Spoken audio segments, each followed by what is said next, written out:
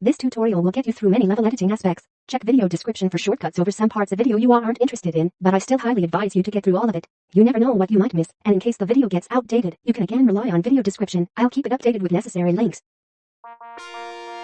Level editing in Duck Game isn't so easy if you want to create quality content. Before you start making your own maps, I highly advise you to play online and offline matchmaking on vanilla maps and custom maps made by community favorite creators. Links to some of my favorites creators will be shared in this video's description. There also will be invite link to Duck Game Discord server where you can talk with other players. This way, you can discuss some design techniques, gameplay solutions, etc. After you got familiar with gameplay, you probably noticed that in online matchmaking you are experiencing less than 50% of Duck Game content.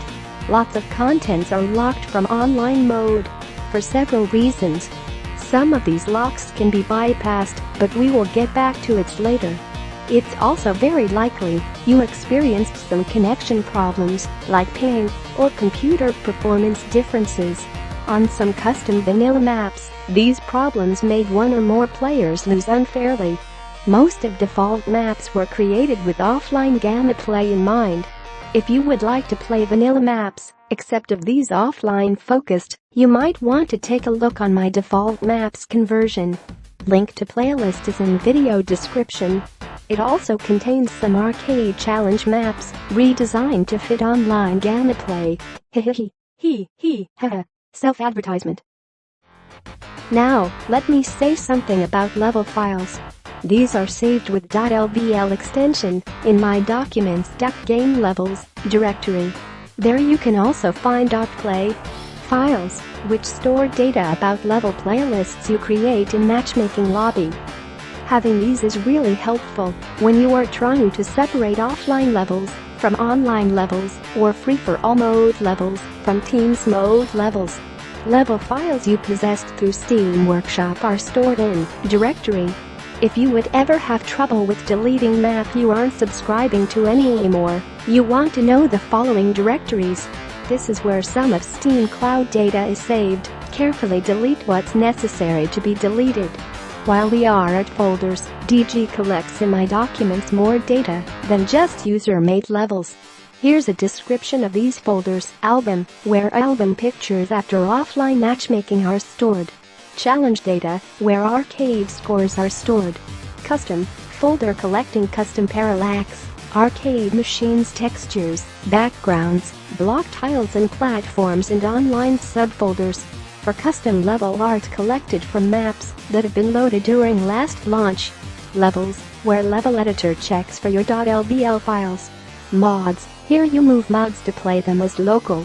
Here also lies a .conf file that decides which mods will be disabled for next game startup. Online, a place where temporary level data is stored. Options, where game configuration is saved. Profiles, there you can find data for created profiles, not settings for them. Workshop, folder containing mods, thumbnails and other temporary data. You can access editing menu with right mouse button. In the bottom of editing menu you can see options. New allows you to create new empty level. You want to use new option instead of new online because second option doesn't allow you to pick some items, and if you change your mind in the middle of designing to make it an offline map, you'll have to make a whole new file. Save your level file.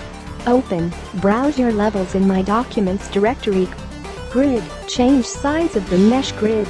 Useful until you discover Alt button way of placing tiles and items. Play, feature used to test your map while still hot from the furnace. In later game versions you can simulate offline match round environment and specify amount of players. It's useful for testing to have PLAYER3 and PLAYER4 assigned on two sides of keyboard and connect extra gaming controllers to assign them with PLAYER1 and PLAYER2. You can do that through game settings. Exit when you gotta play those maps online. Buttons from F1 to F12 have extra meanings depending on where these are used. Here are some of Level Editor's F functions known to me. Most of them work outside of Editor too. F4 toggles between full screen and window or alternate full screen mode, which causes thumbnails in Level Editor and custom hats to not appear in-game when used. Requires game's restart to make them appear again. F10 Random Level Segments Editor allows you to design level fragments that will be connected by random level generator enabled in matchmaking lobby with chance percentage into final random map. Presented tools are explained by hovering cursor above them. During time of writing this tutorial, using random levels creator can cause some advanced problems with level saving system that only few know how to fix. After consulting one of them, I can provide you with solution to this problem. If game crashes while using this random level segments editor, it will change default level files directory to Steam's main directory, Steam Assets Levels. When you are done creating new random segments, simply delete mentioned directory. F12 takes a screenshot and saves it into game directory as .png file. To enable alternate full screen mode, which makes level editing far easier for me, you want to use startup parameters. Make a shortcut to steam.exe in Steam's setup directory, then open properties of the shortcut to add desired parameters. List of available startup parameters is linked in the description. Tilde button gives access to DuckHack, which is in-game command line. For level editing, you'll use it to give yourself an item while testing your level. You need to use weapons' real names. For example, Death Laser real name is PortalGun, and Spawn Cannon can be used to reveal the true name of contained item when you hover your mouse on this spawner. If you don't want to decompile Duck game code, DuckHack has more possibilities, such as spawning hidden entities not listed in level editor's menu or manipulating with player's appearance. Available DuckHack commands are again listed in video description. Right-clicking on placed entities opens entity settings. For some entities, you need to have it copied in hand to access settings menu. Depending on entity, it will vary what settings you will be granted. Blocks don't have any, and most items have a flip checkbox. That for some items doesn't work in Chance Slider, which during filming of this video suffer from online desync. Map loads differently for every player, resulting in Duck's head being crashed by not existing crate, etc. Outthrow feature works offline with no dysfunctions obviously. The Chance Slider decides what are the chances of an entity appearing when the level loads. The values range from 0 to 1, with 1 the default, meaning there's a 100% chance. For more precision, use the moving directions instead of the mouse. The chance group setting, where you select values from -1 to 10, -1 means no grouping, are used to put entities into groups. According to developer, all objects in chance group will exist if their group's chance roll is met. Other options are accessible, valid, and sequence. While I know sequence feature is used mainly for target ducks to create formations of them spawning during challenge or deathmatch, both offline only, an accessible feature is used for level generation, so you set it to false if the object should be placed behind a locked door to make it harder to access. I can't tell you exactly how groups and valid features work. Here's some documentation of chance groups work in offline mode. I hope you'll understand it and eventually explain it to me and others later. Main part of level editor menu is the list of categories. Blocks category contains solid blocks, which can be destroyed with anti-terrain weapons. Platforms, through which Duck can vault by holding down and pressing up. Both of these change their appearance depending on how other blocks were placed near it. It is very important because block's thickness changes and platform isn't solid anymore when it has tiles of same type below. Also, when creating walls, note the slight flatness on top of the highest block. Duck can stand on this small extra pixel. Both block and platform can have customized tiles. You can use 3 custom blocks, 3 custom platforms and 3 custom backgrounds on your map simultaneously. Formerly 256x256 is maximum size for texture, but exceeding it won't be too much of a problem. Be aware that the bigger the picture is, the harder it gets to choose next tiles from it. Also, every texture you choose for use in your level is saved as a whole image into the .lvl file, which increases its final size and loading times during online play. Details category contains background items like signs, lighting items that turns on shadows for the whole map when placed. During time of making this tutorial, I noticed that using red standing lamp causes errors, at least on bigger maps. Water flow items, which transport entities dropped on it when water flow item is properly placed on blocks. Snowdrift, that spawns particles when something interacts with it. Ice wedge, which converts horizontal speed to vertical and vice versa. Background category contains static backgrounds and parallax ones. For static one, game cuts background picture into tiles to place on map and click the tile with right mouse button to select another tile from same background. To load custom background, simply place a tile from custom background on the map and right-click it. Only 3 custom backgrounds can be used per map. For parallax, whole picture is loaded instantly and it moves depending player's position. Only 1 parallax background can be used per map. Additionally, designer is given ability to split the main image into segments and set speed of such segments movement. I'm not going to tell you how to play, I might do other tutorial for it, but as well you could play all offline arcades and play test all weapons on special map. Keep in mind to check their capability of penetrating props, doors and armor. Weapons in-game aren't balanced. It's up to level designer to give ducks equal chances to win. Not necessarily by arming them equally, but it's necessary to provide infinite amount of arms by placing at least some weapon spawners with infinite amount of item respawns, so ducks won't run out of tools to fight for their glory. Level designer has to know all weapons and their possibilities, so players wouldn't fly permanently out of other players' reach if they are not intended to. You can get an idea how to keep maps balanced by studying maps from other verified level creators, but don't be afraid to be creative and original. Good maps doesn't have to be symmetrical, if you know what I mean. Thing that applies to probably every equipment and every weapon is heat caused by fire or lava.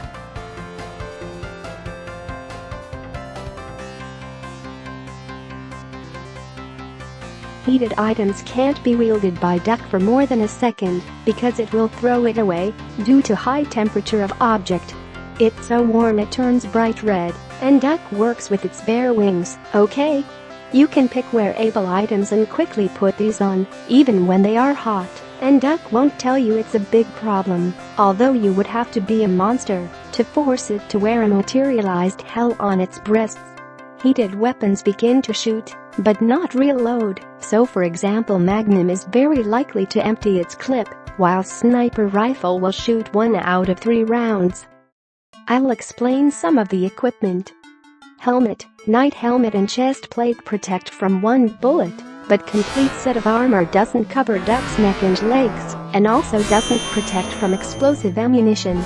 As a fun fact, grenade doesn't fall under explosive type of ammunition because it only fires shrapnel around it.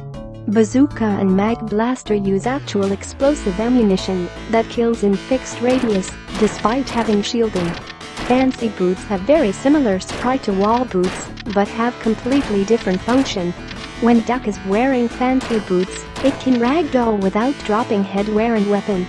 Fun fact about grappling hook is that it can grant a permanent speed hack to a duck if this bug is executed properly. While most items can be used online by placing them on map through equipper or through some item spawner, there are some weapons and items that if placed same way, they will appear on map as a pistol, won't appear at all, or will crash your game. It's this kind of items that don't appear in red boxes and cannot be saved in purple boxes. To bypass this restriction, I'm using spawn cannon. weapons and items that would require spawn cannon to be spawned during writing of this tutorial are death laser, more often referred to as coil gun, machine pistol, basketball, portal gun, matchbox, firecrackers, choke and spy collars. Super chainsaw is a little different. To spawn it, you simply place chainsaw on the map, then set it to its special state. It can't be spawned through any spawners, including purple and red box. Even though you can spawn almost everything you want, I encourage you to not do it for particular items. I'll tell you which items cause crashes, or which are overpowered in my opinion, and why. The weapon I hate most in this game is definitely sledgehammer. I could resist it in offline, maybe even like it, but online it's capable of killing others through walls and travel extremely fast through map without limits. I don't mind ducks being fast, take backwards flying with jetpack as example, but through all the time, you can easily see where the duck is, while sledgehammer wielders hit boxes visible half the time due to ping. For the firecrackers weapon, only player casting them will see explosions, while for others it will appear like if they were killed by AIDS, and that means they won't have idea why they died. Every caller causes crashes of the game, so no ball swinging online. PortalGun causes crashes in local game too. Coil gun works better online than it used to before, but it still appears as a strange weapon when it comes to killing an online match. And while it now resurrects ducks online, it doesn't give back to players' ability to control them. Mag Blaster is listed last because it being overpowered depends on level designer. Its high knockback allows to travel through the map very easily, and it's hard to miss with fast explosive rounds.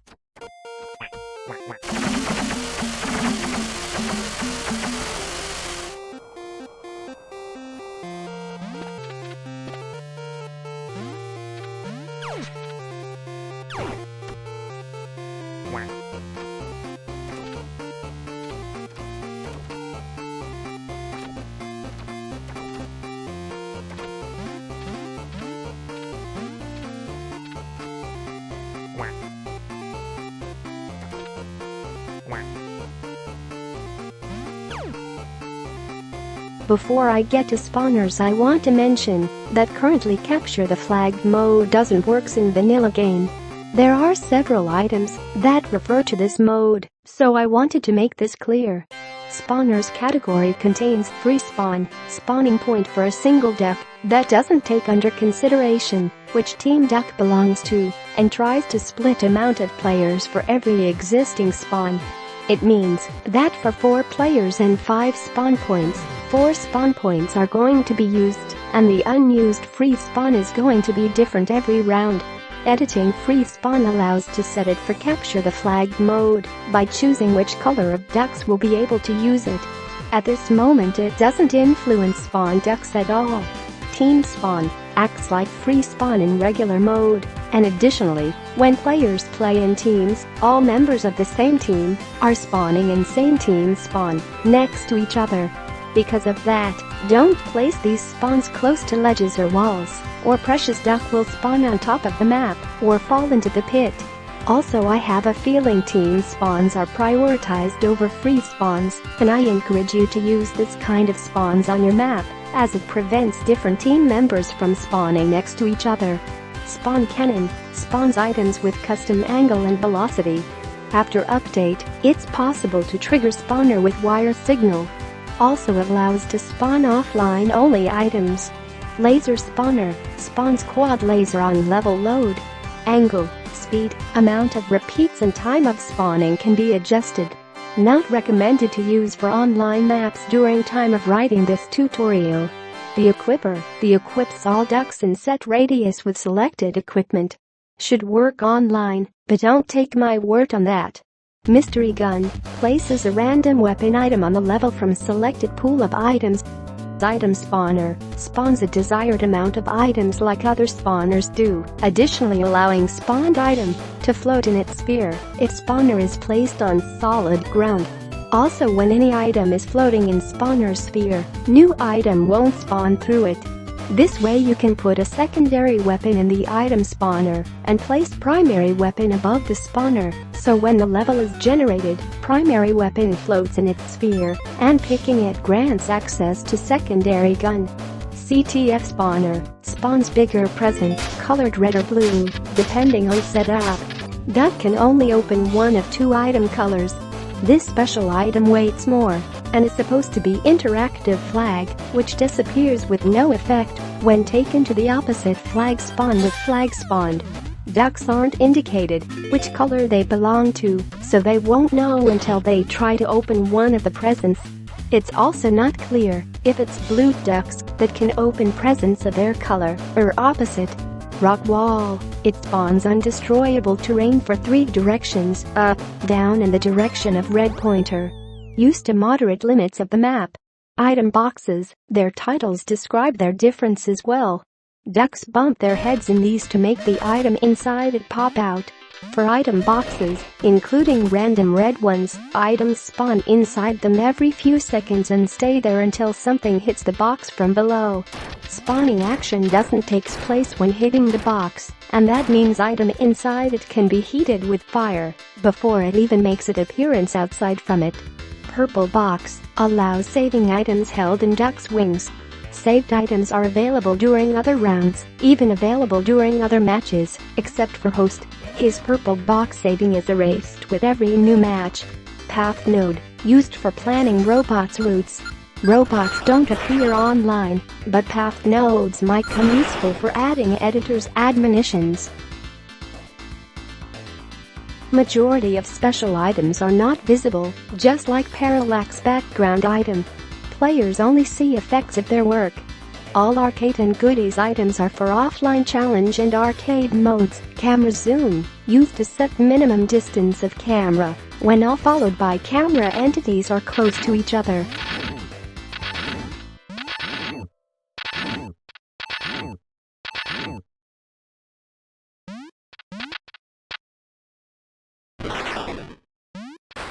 Custom camera overrides camera zoom, creating a static camera with adjusted field of view. Works great for most monitors' aspect ratios, but on some, mainly laptops and square monitors, it will cause image to stretch. It is very important to apply one of camera types in your level to prevent confusion among players when navigating through map. Use custom camera entity that fixes camera position, preventing camera shaking, or camera zoom entity that adjusts the minimal value of zoom to make it easier for players to navigate through map. Camera bounds, compromise between two earlier mentioned camera solutions. Camera follows ducks, but not outside set borders. Arcade challenge definitions, place one of these on your map to make it recognizable for the game as arcade or challenge map. Right-clicking these boxes opens special settings for selected type of offline map. Lighting 2.0 enhances your map with upgraded lighting. Stuff category contains various items and subcategories. Under Springs category, 6 spring directions can be found. Spring is capable of ejecting items in presented direction without consideration of their weight. Additionally, items react to contact with spring like they react to passing fun beam, which I will explain soon. Moreover, spring doesn't eject entities that aren't blessed with velocity. Entity traveling through map using conveyor belt won't be noticed by spring. As for spring use in gameplay, it allows quick escalation in travel in general, but player is pretty vulnerable to attacks when falling, which is a lot slower than escalating. In spikes category, there are 4 spikes for every direction that kills players who drop on them without shoes or ballistic protection equipment. Player has to create his own velocity to get killed by spikes, and additionally walking on spikes without shoes doesn't kill him if he didn't jump on them. Just like spikes, there are also 4 saws, which can't be fooled by ballistic protection, shoes or by springs. Additionally, saws can also destroy weaker props and is capable of pushing up harder props or dead bodies. To negate this effect, simply place saws in other direction. Unfortunately, both spikes and springs are impossible to flip, which could save some space in editor and make placing them faster. Props can be used by ducks as shield, as weapon to crush others' heads, as a wire button trigger, or item to spread fire when it's ignited. Props, especially tables, are great for blocking wooden doors because duck has to push the door until prop moves out of its range and the flipped table takes it lots of pushes. Props can be also arranged by ducks and used as bridges by placing one on top of another's corner. Light props float on water, while heavier ones drown. Props description will be included in tutorial document. Liquid is important in level editing, pay attention. There are 3 liquid types: water, gasoline and lava. Every liquid can create liquid pools, in which ducks can swim. Water can put fire away from ducks only when water spray fills the pool first. Gasoline, on the other hand, doesn't use it. Spraying it on floor is enough to turn it into flames. Attacking a leaked gasoline with sword or firearms will cause it to burn. Except barrels, chainsaw is also capable of leaking gasoline when turned upside down. Lava liquid has no effect in small portions, that's why it has to fill a small pool first, similarly to water. Then it will set on fire any burnable entity that gets in contact and will trigger weapons. Other stuff are trophy, not used for level editing except for arcades. Vine and chain, which allows swinging by holding jump near them while moving left and right. These doesn't work online and can probably make online game crash. Window and floor window, for both you can choose its color, width and enable iron bars that still allow breaking glass but makes falling through it impossible. Standing fluid, compared to bare liquids, it's very different. Standing fluid is more like static physics lets pool. If you destroy blocks next to it, expect half of pool to disappear instead of flushing around, with opposite to pool created with barrel liquids. Standing fluid needs at least 1x1 pit in ground to appear in level. Also remember where you did put it in level editor because it's invisible until you hover your mouse above it. You can set up height of standing fluid and its type with numbers. In map designing, standing fluid is often used as elevator, spring alternative, or fire extinguisher. Fun beam activates items that fall through it, mines for example.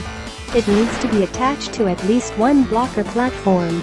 Key item that opens locked doors when it gets in contact with any or to disarm other ducks. Wooden doors, door with 50 hit points and 2 thickness. Despite its statistics, somehow taken down with ammo with 2 pistols. Probably it uses some damage multipliers during fuck.png state, not sure. Door automatically closes when there are no entities in doorways range. Doors in open state take no damage. You can edit wooden door to enable locked option, which turns them into locked doors, destroyable only by anti-terrain weapons like bazooka. These are opened by keys, which is consumed after contact with locked doors. When playing online, make sure no other ducks are near door targeted for unlock, as it may cause door to open for only one duck, while for others doors won't open, remaining in that state even when second key is applied. Vertical doors, metal door destroyed only by tile destructing ammunition with no locked option. Flower makes duck quack with pitched voice, doesn't cause knockback when thrown at somebody, even when playing in offline mode. Placing it near dead body should trigger March of Duck.ogg song and turn the duck into tombstone. Basketball, unused, whole new gameplay opportunity. When picked up, duck bounces the ball like NBA players do.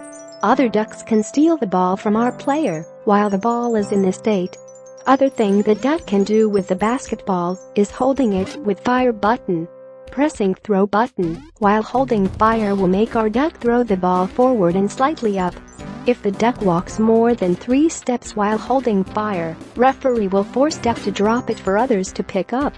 What isn't right about the system is that referee counts steps made on ground, not in the air, which makes it possible for players to jump around while holding ball, making it impossible for others to steal it unless they disarm or duck with key, for example.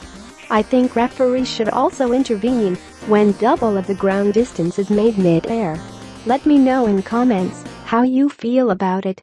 Gray block, indestructible block by any forces of vanilla weaponry, placeable behind regular block tiles.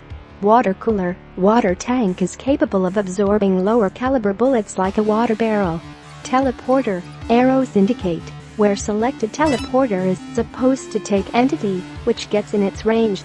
Teleporter can additionally be set to not allow ducks to teleport through them, indicated by yellow appearance. Last subcategory of stuff is for wires. A few items that drive enormous machines, wire, cable placed on map that connects with other cables and wire items when placed on them, including spawn cannon. Cables are visible to players and will appear in front of ducks instead of being shown in background. Placing wires in square will turn these 4 wires into blueprint, yet I can't recommend you to do so. It's better to use blueprint from block category. Another thing I don't recommend is connecting wires in loops. It greatly increases chances of crashing game in online mode. Wires transport signal pulses that trigger devices on its way. Signal pulse has fixed speed of 66 tiles per second and lifespan of 1 second. Placing wires while holding Alt button can inflict problems with transporting and receiving pulses. Signal selector changes routes of signal every time it's powered. Trapdoor, block with platform attached to it that when signalized makes the platform valid or not valid. Can be edited to use solid block instead of passable platform. Wire mount allows mounting almost any item and choosing an angle for it. I encourage you to experiment with item mounting, as their behavior can come really handy during level construction. Mounted explosive mines don't explode and can be used as a light source, for example, when fed with signal pulse. Wire button sends independent wire signals to all connected wires. Can be rotated, set to send signal on button release only, and designer can select it to use off signal instead of regular one, which is used, for example, to power mounted guns like Death Ray. Thanks to generosity of Sunder Commando, I can present you some very important wire logic that inspired my later creations.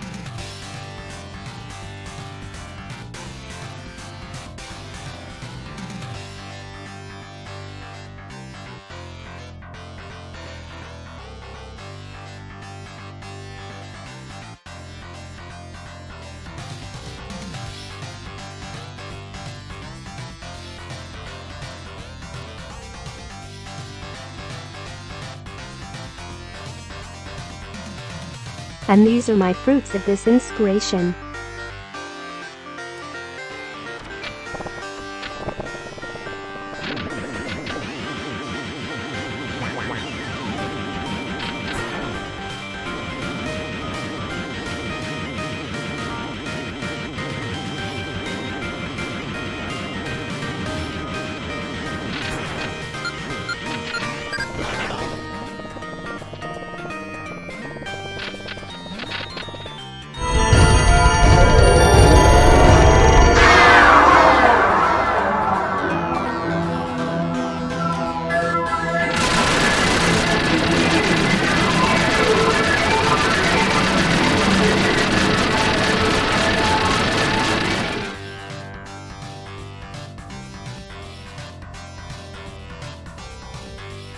For more wiring solutions, I recommend browsing through other levels, both from Workshop and unused in-game level files. There are some limitations you should consider while developing your level, especially when uploading it to Workshop. You are limited to fixed amount of solid tiles in X and Y directions called working space, noticeably larger than grid mesh presented to you at level editor launch, so don't suggest on it. Objects placed outside the limited area won't appear as solid. Teleporters, for example, stop working when outside the working space, and blocks don't connect with each other. While designing the blueprint of your map, be aware of a slight advantage that one duck has over other ducks situated above it. I call it duck below advantage. Analyzing hitboxes, someone would say it should be rather duck above advantage because duck on higher ground can land a headshot on his apprentice before he can properly aim at his master. But it's way easier to pull out straightly upward shoots, and even possible to do these with heavy weapons like chain gun. Chest plate might not be considered by bullet or melee weapons when hit is landed from below. During clash of two fully armored ducks, duck elevating from below will have higher chances against the other one, where elevating duck has to deal with chest plate only, while the other one has to break both of armor to land fatal hit. Also, melee weapons aimed upwards have longer range than when aimed downwards. Be aware of disadvantages when constructing multi-layered maps using platforms. You can add some props as a vertical covers if needed. The more gameplay outcomes your map offers to the players, the greater will be its replayability. Give players many routes and possibilities to play through your map so they can be creative in planning their confrontation with others. Don't encourage camping with your block and prop placing, but also reward those who risk to rearrange the composition of props. And a good addition might be to protect freshly spawned ducks from each other in case they start with a lethal item, presence for winners modifier or item drop nearby. Place their spawn points far enough from each other on different heights or divide them with blocks or harder props. When creating a map for online play, accept decreased access to games features, you will encounter another problem, which is ping and packet losses. Considering these, I don't recommend focusing your map on a race between multiple ducks for a same item because it will cause problems, confusion and unfair situations. Knockback on enemies is also not as good as an offline gameplay, so you shouldn't force your players to throw things at each other in order to retrieve item from duck's wings. Same goes with props head crushing. It would be better to leave it as an optional possibility or feed your players with Nerf guns. You can't prepare your map consumers for a comfortable 300+ ping gameplay, I'm aware of that. This way you can help at least these with ping below 200. About the game performance, Duck Game might seem as a lightweight game that almost any device can run, including mobile devices with Ouya and thanks to the programmers on Twitter, Linux systems. In practice, performance will depend on what's used on your map. Large map size, fierce tile destruction, massive liquid leakage, multiple deathrates detonation and increased amount of fire. All of these can cause performance drops and desynchronization. That might be the reason why deathrates used to be locked for offline use only.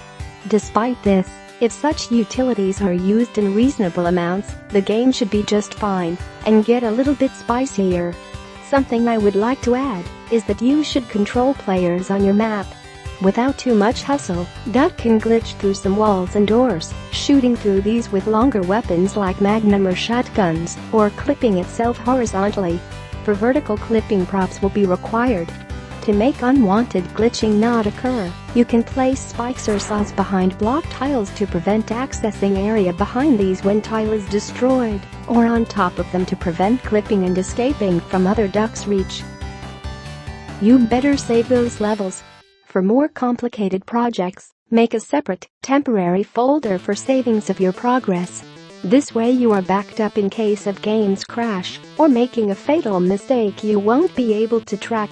Also, you will have several versions of same map that you could reshape for next creations if you like recycling. For this matter, how you're gonna save it makes no difference, but pay attention when making the final save. Title and description has a limited length. Title should later make the level easier recognizable when searching for it in Workshop Downloads directory. Consider description box as a place for your signature. Try to keep your signature same for all of your maps, but if needed you can have several signatures for different map types. Later it's highly advised to change the description and title through Steam Workshop, of course, this time with way higher length limit. It's really helpful to tell your consumers what type of level it is in the workshop title. I came up with some that I use on my maps.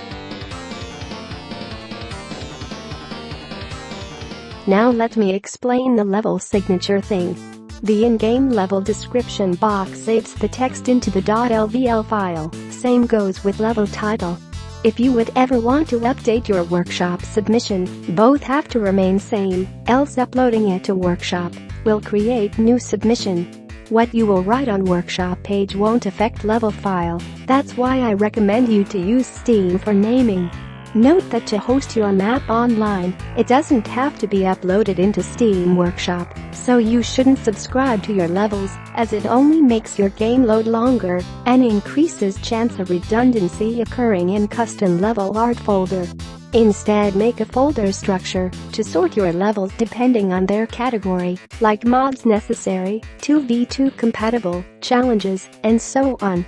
But I recommend you to make these one directory deeper, in levels for example.